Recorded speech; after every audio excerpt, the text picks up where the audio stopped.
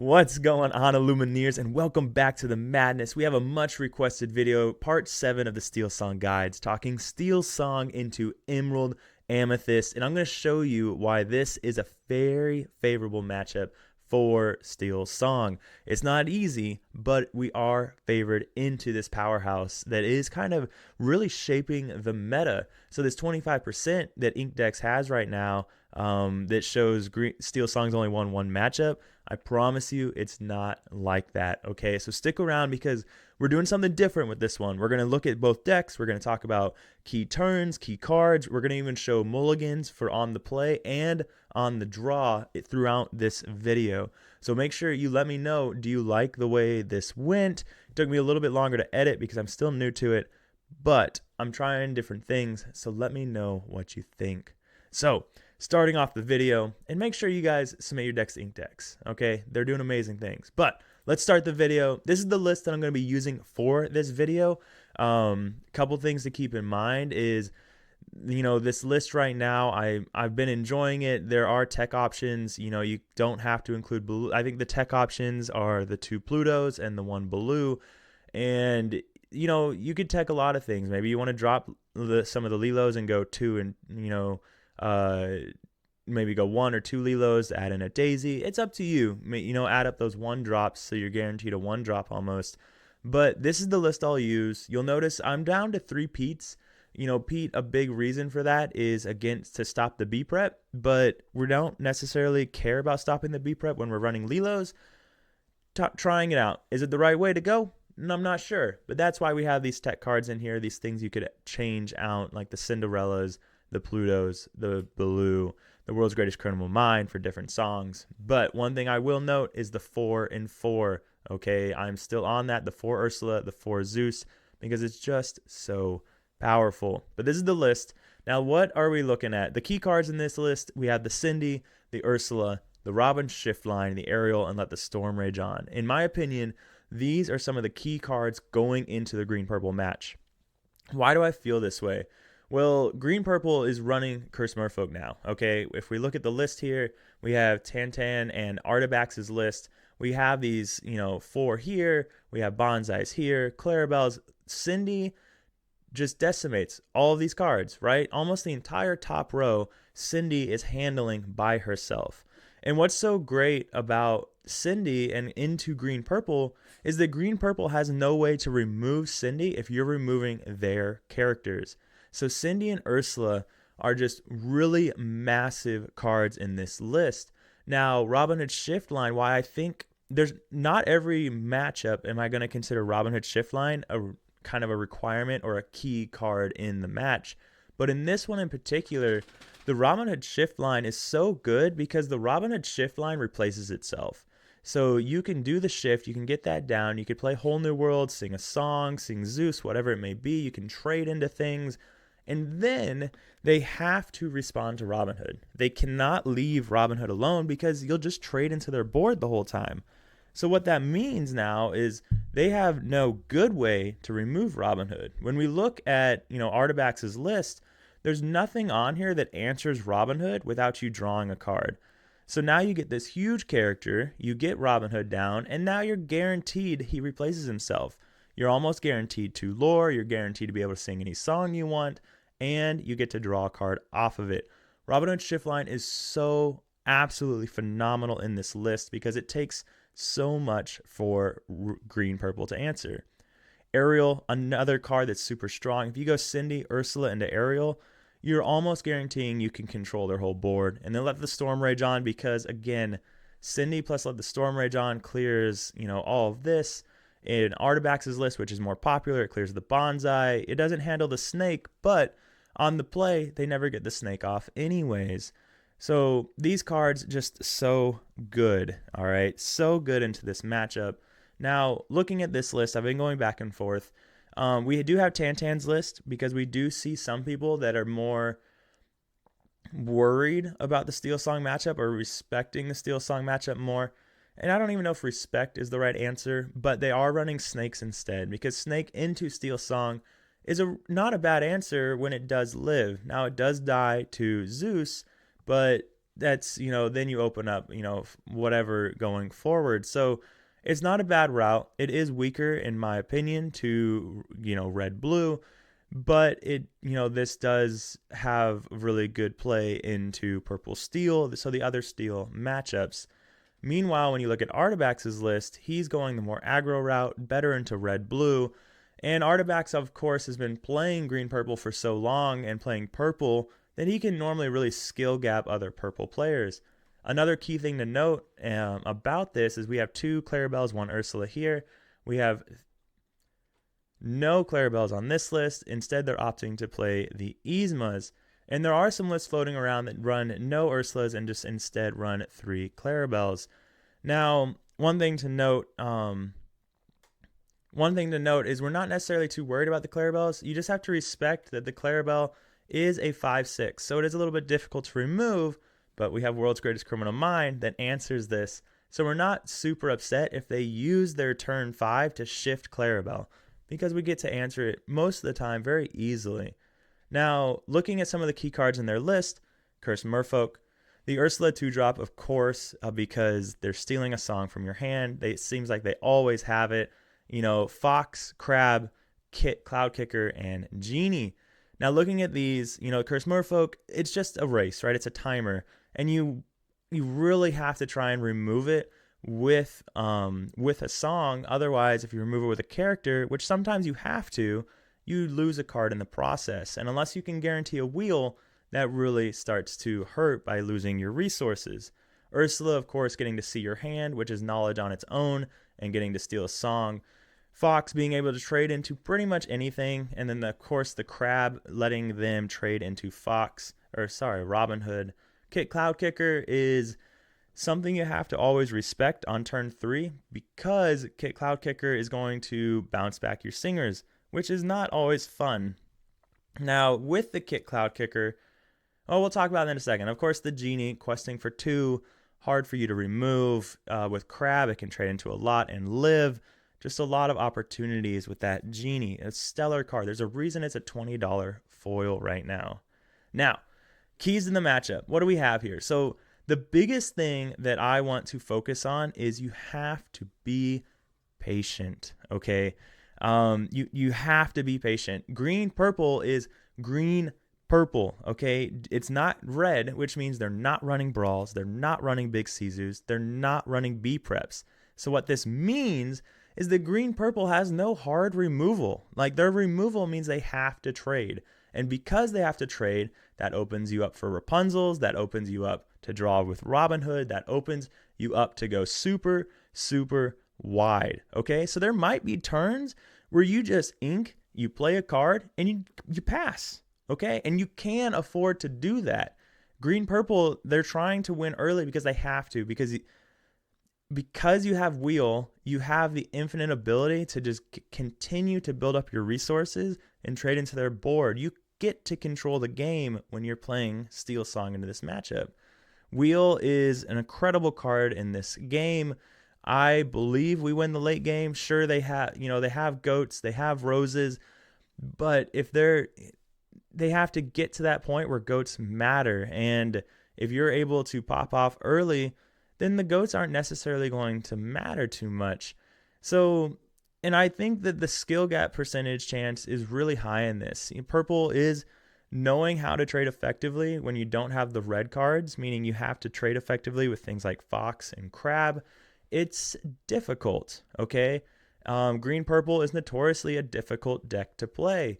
You can go super aggro, but we tend to win the super aggro match because SteelSong is great into aggro. Meanwhile, if they go this route, then if they're using their bounces wrong, then they risk losing the resources game very heavily. I think that there's a good opportunity to really skill gap people, especially because Artabax, he's so good with green purple. He's showing people how good green purple is. So people are just going to naturally flow that direction and pick it up and not realize that it is a difficult deck to play. It is a difficult deck to master. And kind of like what we saw people do with green steel last set, where they just picked up green steel because it won, because of Zan. And then they realized, wow, I'm not Zan. This deck is actually pretty difficult to play. and I'm not doing it the best possible because they didn't put the reps in. And I think that's going to happen with green purple as well. Now, a couple things to remember going into this match is one of the really common questions that I see on the 20 lore page is people are asking, what do I play early? Do I want to play SME 2 so I can start trading? And my answer to them is almost always no.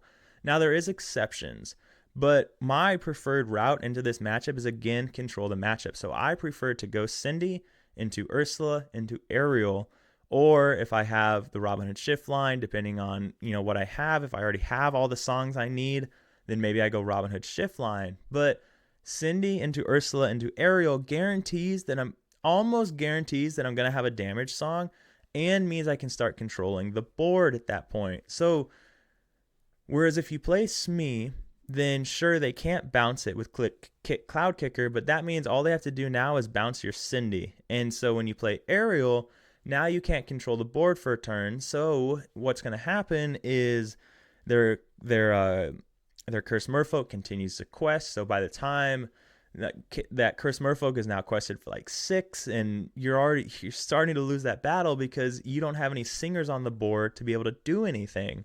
So I always prefer to control early and then win late. So if I have the option, I will always almost go Cindy, Ursula, Ariel, or some kind of Robin Hood shift line package, especially if I have wheel or whatnot, and then just control the game because you have Rapunzels to refill your hand.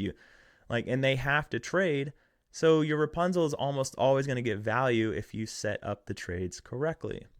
Now, scary turns. Looking at green purple, what do you have to look out for? You have to respect the Fox.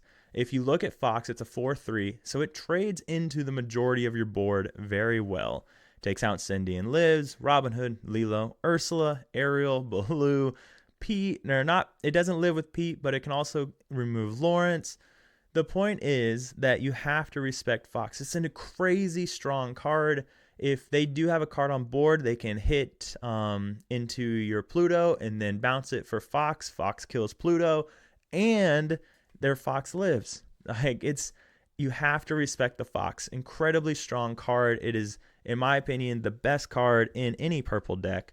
The turn 3 kit, because again, if they play Curse Merfolk on 1, maybe Ursula 2-drop or another Curse Merfolk or a Bonsai on turn 2, now they play Kit on turn 3, you're just starting to really fall behind at this point, and it just gets really difficult for you because if you use Smee to trade into the Curse Merfolk, you lose a card, and then they're going to just remove your Smee at that point, and things get really hairy. And then of course the turn 4 Genie just turns that clock on. They draw a card, they quest for 2.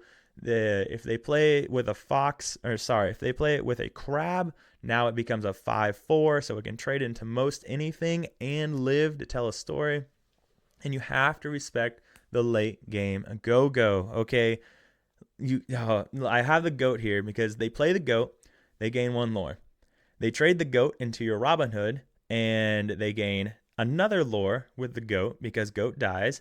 And then they play the go-go, and they gain 4 lore. So just like that, they've gained 6 lore off of 1 2-cost card. You have to respect the go-go, okay? It's such a powerful card, which means you also have to be weary of questing with your Rapunzel, and you have to be weary of questing with your Robin Hood, okay? Because now, if they have enough mana, they can also play a 1-drop into a Fox. The Fox goes into your Rapunzel or your Robin Hood, and then they also play the go-go, and all of a sudden, they gained 4 off of the go-go. Respect the go-go, okay? If you do something crazy wacky, quest with the Rapunzel thinking you're super safe, and then they play a Fox and a go-go, now they have a Fox on the field with only 1 damage on it. They have a go-go on the field with no damage on it and evasive, and they've gained 4 lore. That's a lot for you to handle, okay? So again, be patient. If you're not going to win the game next turn and they have all the ink they need, maybe you just don't quest with the Robin Hood, the Rapunzel, the things that live, and you just wait. You just quest with a Cindy, you quest with a Smee, these lower health characters. Do not lose because you got greedy and then died to a go-go. Okay, don't do it. Don't fall for the trap. Okay, don't be that person. I'm seeing it already on the 20 lore page where the Robin Hood lost them the game because they forgot about go-go. Don't be that person. So let's talk mulligans. Okay, mulligans are really difficult. Now, I'm going to talk mulligans because there's a general rhyme or reason behind things that you do, but do understand that it's just difficult to talk about, and you make a lot of decisions. These are just routes that you can go. Is it always the best route? No, maybe not. Maybe it depends on what kind of deck they're running and what kind of green purple list they're on. It depends on your play style. It depends. The other thing is what happens on your next draw. So we're going to talk about mulligans, but don't, just respect that it's always different. These are just my strategies, things that I do, things that I think about. So here's a hand that we have. All right, we have 7 cards here. What are you going to mulligan into green purple? Now, a general rule of thumb is that you typically mulligan all of your songs against green decks because of the Ursula 2-drop, so you don't want to lose that value. With that being said, there's a strong argument to keep strength into green purple because they almost always have a 1-drop. And it's worth them risking the biscuit because they need to win the race. So they're playing this game in their head of, okay, I play a 1-drop, but they might have mulliganed all their songs because they're scared of my Ursula. So I'm going to just play the 1-drop. Let's see what happens. Worst case scenario, I lose a card. Maybe I lose a Diablo, but I draw a card. Or they don't have a song, I quest. So you have to play that game. Do you get rid of your songs or not? Strength is typically a safe keep. If they don't play a 1-drop, you can ink it, okay? So if I have this hand, this is kind of the route that I would take. And I got rid of all my songs. And again, there is an argument. You can keep the strength. But this is the route I took because with this, I have my Cindy. I have 1 piece on my shift line. And I have the aerial. One risk that I have is that I don't have a super strong turn 2 unless I see the Robin Hood for turn 3 shift. But let's see what happens.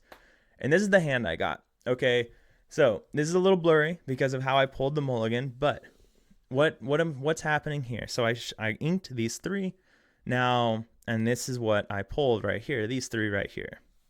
So now I'm on the play. I have no song, which makes Cindy a little bit weaker, but I do have the ability with aerial. So now I have the option. My turn 1 would look like ink Big Robin Hood and then play the Cindy. And with this route, it gives me room in the next couple turns. I could go Robin Hood to get the shift ready, or I could go Smee and go get the aerial ready to sing off of Cinderella.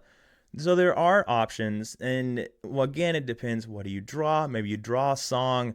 If I drew a song, then I'd probably go ink Smee, play Robin Hood. Lots of options. But this is just round route I take. When I am mulliganing, if I have 1 piece of the shift package, I will generally always mulligan a little bit more risky, especially on the play, to try and get the shift package. So, looking at the play, on the play again, we have quite a lot going on here. So, again, I have 1 piece of the Robin Hood shift package. So, I'm already looking to think, okay, I want the baby Robin Hood. I'm also on the play, so I can afford to be a little bit risky. So I will almost never, ever, ever keep Zeus. So that goes away immediately. I don't have a great way to use up the Storm Rage on turn 1. And it's risky to look for just Cindy, so that probably goes away. Pluto, it's not paramount to this, so I'm not going to keep a 4-drop. And Pete, there is the option to keep that because it gives me a turn 2 and a turn 3, and it is inkable. But I get to decide that I want to give that up as well because, like I said, I tend to be a little bit greedy when it comes to my mulligan on the play because as SteelSong, you kind of have that opportunity, in my opinion. And so I decided to get rid of these 5. So I go super heavy on the mulligan. And one thing that's nice about this heavy mulligan is I'm getting rid of 3 uninkables. So where I'm getting rid of 3 uninkables, or I'm seeing 3, That means in this list in particular, there's only 11 left in my deck.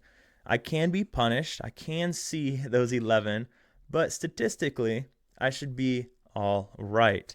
So what do I draw into? Well, I see my Cindy, I get blessed.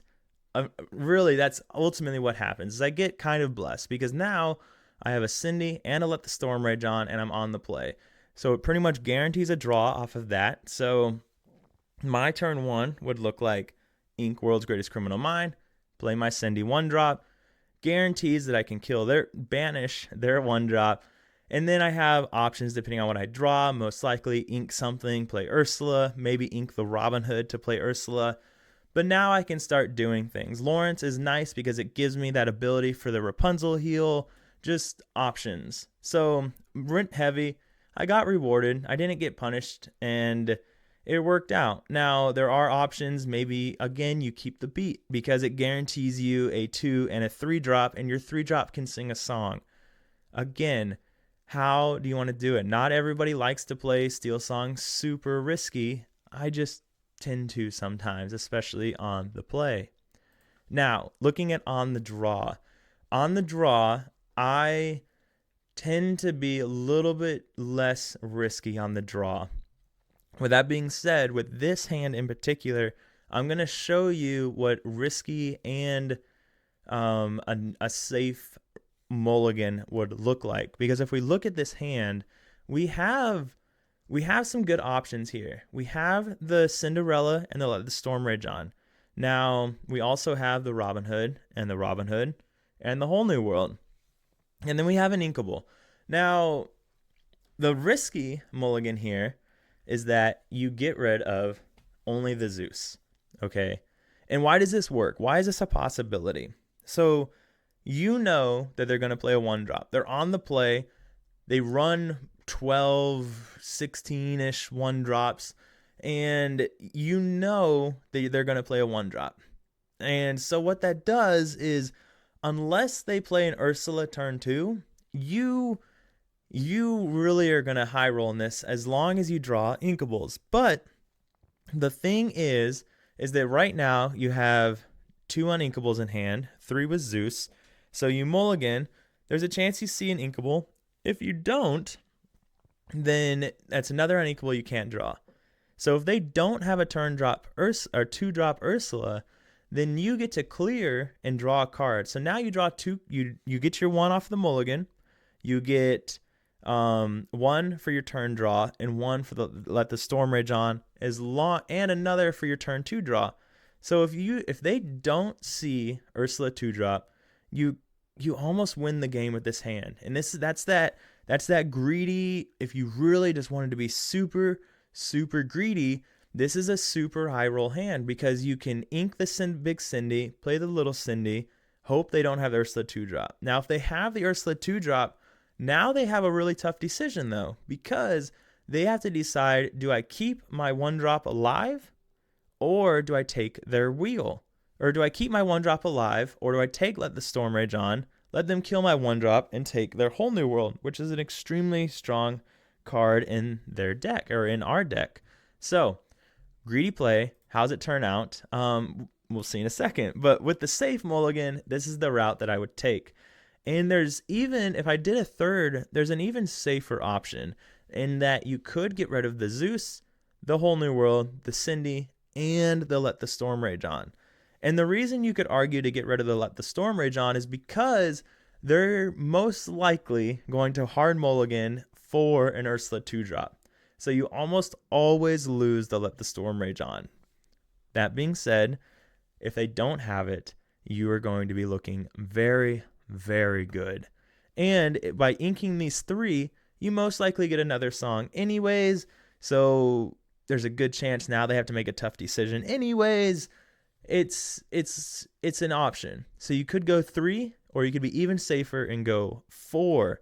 Now, how did my risky play go? Unfortunately, I can't show you the risk and rewards of a new mulligan for the safe options, but for my risky one, I got a little punished. All right, I got rid of the Zeus and I gained a blue, and that does feel pretty bad. With that being said, this only shows the mulligan. when I drew for my turn, so what I did is I inked the big Cindy anyways, and I played the little Cindy. When I drew for my turn, I did draw an inkable.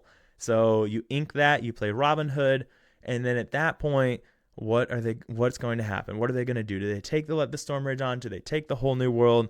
You're making them make a choice. Meanwhile, you're kind of happy with either one. You're like, because you get the Robin Hood down, and with the Robin Hood, it replaces itself, so you get to draw another card. It's a great Rapunzel target. You're not upset with whatever card they take here. So, really good argument. How do you want to play it? Do you want to play super risky, or do you want to play safer?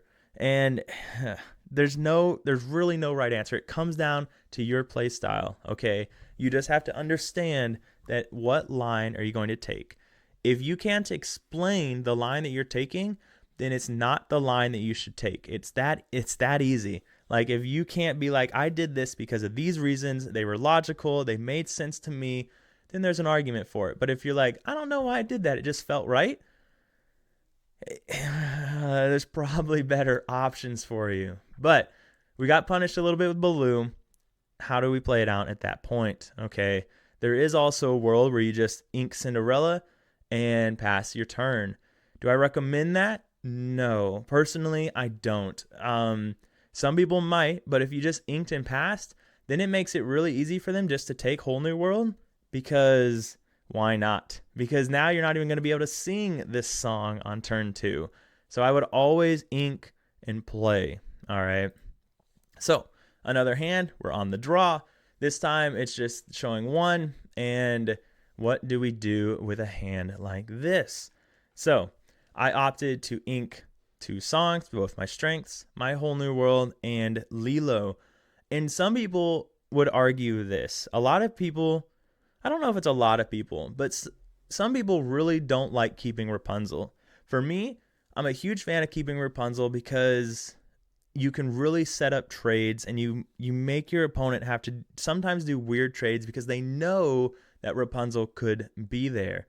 So maybe they stall. And if green-purple's stalling, then that's really, really good for you. So I always keep Rapunzel. It's a 1/5 that quests for 2. It's an inkable. It draws me cards almost always. So I will almost always keep Rapunzel into this matchup. There's not a lot of reasons that I wouldn't. So I keep Rapunzel. I mulligan 4, and this is what I come up with. This, in my opinion, is a really, really, really good hand. Because what's going to happen is I have 2 options for turn 1. I can ink Strength, play Robin Hood, or I can ink Smee and play Robin Hood. And let's see if they do have an Ursula 2 drop. Generally, I would always ink Strength. That's just the route I would take because I don't have a Cindy on turn 1, so I can't even play this until turn 3 when I shift Big Robin Hood. So I would almost always go ahead and ink my Strength of a Raging Fire here. So with this hand, I now have the Robin Hood shift line on turn 3. On turn 2, I can play Smee, and then on turn 3, I can probably trade with Robin Hood, and I can quest with Smee. And on turn 4, that Smee sets the Robin Hood and the Smee both set up really good Rapunzel heals. So this, in my opinion, this is a really, really, really great hand. Like, phenomenal hand for on the draw. On the play, the only way this hand gets better is if you're on the play and you have a Cindy, Let the Storm Rage on. But on the draw, I don't think the hand gets much better than this. There's just so much opportunity for you with this hand.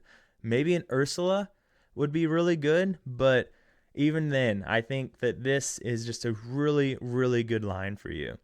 So, how do we feel about SteelSong into this matchup? Like I said, I think that we're super favored. I really do. I think that all in all, this list, it's really good. We love seeing green purple because it's beating up red blue, and we're always happy when decks are beating up red blue for us. But like I said, I think that this matchup is very good for us. I think that we are favored into it. I don't think it's something that you guys have to be afraid of. again, it's a skill-based matchup because they do have Ursula 2-drop. It's a very good card. They have great ways to trade, but we can go wide. We can be patient. They can't. Most decks, most green-purple lists don't run hard removal. So it's a really good matchup for us. I did not mention, remember they have Elsa on turn 5, so Elsa can make things weird, okay? So, and then another thing is Genie questing for 2 is unfortunate, but I'm a really big fan of always getting rid of crabs when I can. If they leave a crab on the field, I will generally always try and target that because I don't want them to have that trade value. Because now that crab just offers so much ability, especially if they're running snake. Because now the snake can bounce the crab to even all of a sudden their Diablo becomes a super phenomenal card because now it's a 3-1. They're going to trade into something and they get to draw a card. So I will almost always, remove the crab whenever I get the opportunity. Elsa, again, watch out for that card as well. So good matchup. Be patient, okay? I can't stress that enough. Just be patient in this matchup, okay? Be patient. I can't say it anymore. And then please don't fall victim to this. But ladies and gentlemen, that's this list, okay? Or that's this guide. Again, it's a good matchup for us. Don't be afraid. Lots to do, okay? I don't know what else to say. So with that, I'm gonna leave. I hope you guys enjoyed the video. Please let me know if you liked this a little bit more than my other guide type series. If you liked the mulligans, if there's another way that I can make this better, if there's something I didn't talk about, if there's maybe, I don't know, anything to make these types of videos better, please let me know in the comments. But ladies and gentlemen, be happy and healthy. Until next time, I'll see you around.